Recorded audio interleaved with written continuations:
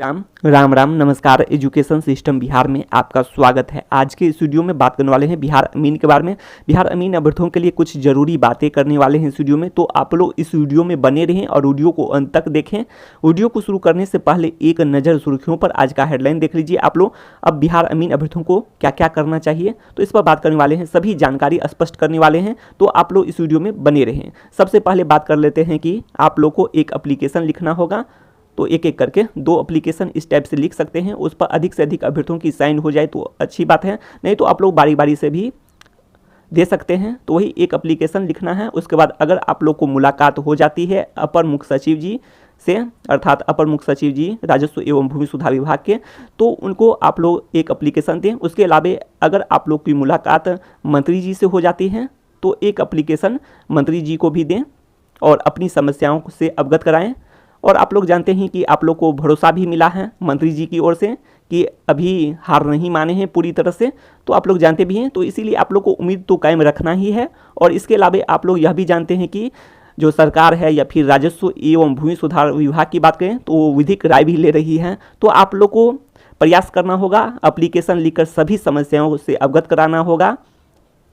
उसके अलावा बात करें तो इससे एप्लीकेशन से फ़ायदे ही होते हैं। आप लोग देख रहे हैं कि बात कर लेते हैं कि जो कि विशेष सर्वेक्षण अमीन की बात कर लेते हैं, उसमें भी बात करें तो 4950 पदों पर भर्ती निकली हुई थी 2019 में, और उसमें यह हुआ था कि 3455 अभ्यर्थियों का चयन हुआ था और 2874 अभ्यर्थी को वेटिंग लिस्ट में रखा गया था। और उसके लिए आप लोग जानते हैं कि बीते दिनों में यह हुआ कि कुछ अभ्यर्थी जो वेटिंग लिस्ट में थे उसने एप्लीकेशन लिखे, आवेदन लिखे, और अभ्यर्थियों ने आवेदन को मंत्री जी को सौंपे और मंत्री जी ने स्वीकार कर लिए, और स्वीकार करते हुए उन्हें विश्वास दिलाया, आश्वासन दिए कि शीघ्र नियुक्ति होगी। तो आप लोग समझ सकते हैं कि आप लोग को भी इसी तरह से अपनी समस्याओं से जो भी समस्या हो अवगत करना होगा मंत्री जी को।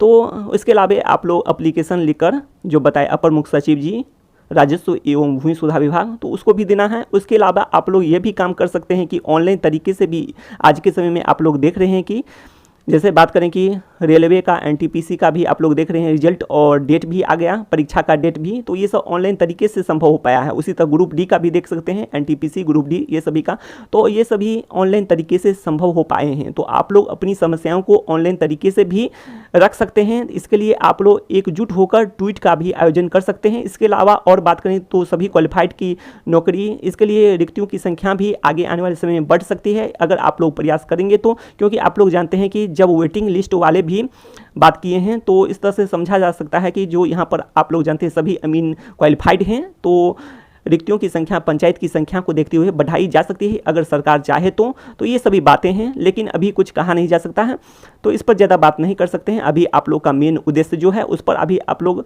ध्यान दीजिए। तो उसके अलावा यदि बात करें तो आप लोग ट्वीट का आयोजन भी कर सकते हैं ऑनलाइन तरीके से। आप लोग देख रहे हैं कि जिस तरह से सभी जगह यह देखा जाता है, कुछ न कुछ तो प्रतिक्रिया जरूर होती है। रेलवे का आप लोग देख चुके हैं, इसी तरह से यहाँ भी बिहार शिक्षक बहाली में भी देखा जाता है कभी कभी। और उसके अलावा आप लोग देखते हैं कि जो इस तरह से आप लोग अपनी बातों को रख सकते हैं, तो इससे आप लोग को फ़ायदे होने वाले हैं। उसके अलावा बात करें तो अभी काफ़ी कमी है, आप लोग जानते भी हैं कि काफ़ी कमी है अभी, तो इस पर भी अमीनों की काफ़ी कमी है, तो इस पर भी आगे बात करने वाले हैं। तो आप लोग इस वीडियो में बने रहें और कुछ जानकारी और बात कर लेते हैं अमीन के लेकर। तो कुछ और जानकारी,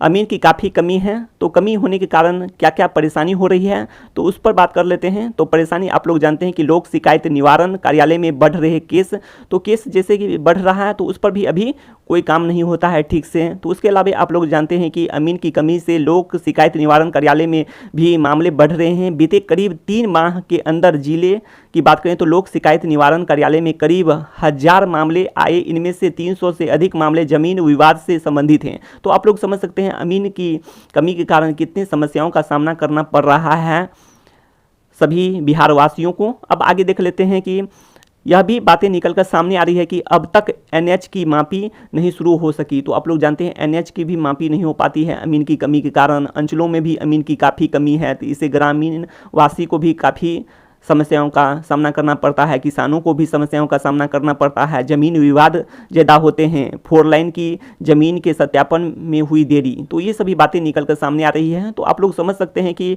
अमीन की बहाली पर हाईकोर्ट ने जो बात करने की रोक लगा दिया, उसके अलावा आप लोग जानते हैं लगाते हुए विज्ञापन को रद्द कर दिया। इससे एक बार फिर अमीनों की कमी दूर होने की उम्मीद पर विराम लगती हुई नज़र आ रही है। तो आप लोग समझ सकते हैं, लेकिन आप लोग को प्रयास करना होगा, जैसे कि मंत्री जी भी बोले थे बीते दिन कि पूरी तरह से हार नहीं माने हैं। तो आप लोग को अपनी समस्याओं से अवगत करना होगा, और आप लोग अपनी समस्याओं से जो अवगत होते हैं तो उनको मंत्री जी को भी अवगत कराना होगा। तो ये सभी बातें आप लोग को करनी हैं। उसके अलावा आप लोग यह भी जानते हैं कि तो ये सभी बातें हैं, तो आप लोग प्रयास करें।